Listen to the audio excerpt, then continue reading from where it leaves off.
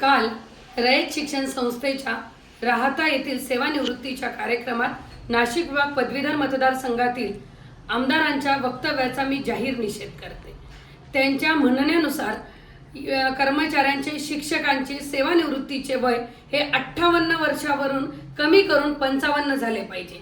एकीकडे राज्यातील कर्मचारी महासंघ, अधिकारी महासंघ, अनेक शिक्षकांच्या संघटना, प्राथमिक शिक्षक संघटना, अनेक जण ते 58 वयाचं 60 झालं पाहिजे म्हणून अनेक आंदोलनं उपोषण करत आहेत आणि तिकडेच कर्मचाऱ्यांच्या विरुद्ध वक्तव्य करून नेमकं पदवीधर आमदारांना ज्यांच्या जीवावर निवडून आलेले आहात त्यांचं नुकसान झालं तरी चालेल, पण मला सत्तेतील कोणाला तरी खुश करण्यासाठी केलेलं यांचं हे वक्तव्य आहे। मी त्यांना या माध्यमाने सांगू इच्छिते की साहेब, आपल्या घराण्यात किंवा आपण बघत आहोत की 70 वय होऊन जातं तरी सुद्धा आमदारांना तुमच्याच घरातील आपण 75 वय होऊन जातं तरी आपल्याला आमदार व्हावंसं असं वाटत असेल तर माझ्या कर्मचाऱ्यांचं वय हे 60 झालं पाहिजे यासाठी तुम्ही प्रयत्न केला पाहिजे होता।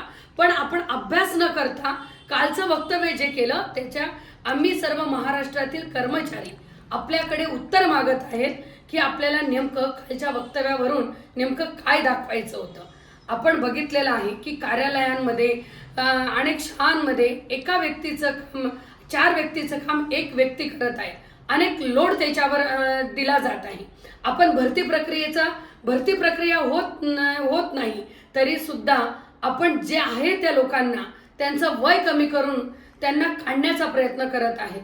म्हणजे नेमकं आपल्याला सरकारी नोकरी राहू द्यायची नाहीये आणि खाजगीकरणावर कालच्या आपल्या बेताल वक्तव्यावरून दिसून आलेलं आहे। म्हणून मी महाराष्ट्र टीचर्स असोसिएशनच्या वतीने आणि सर्व महाराष्ट्रातील कर्मचारी संघटनेच्या वतीने मी या वक्तव्याचा, कर्मचारी विरोधी वक्तव्याचा जाहीर निषेध करते।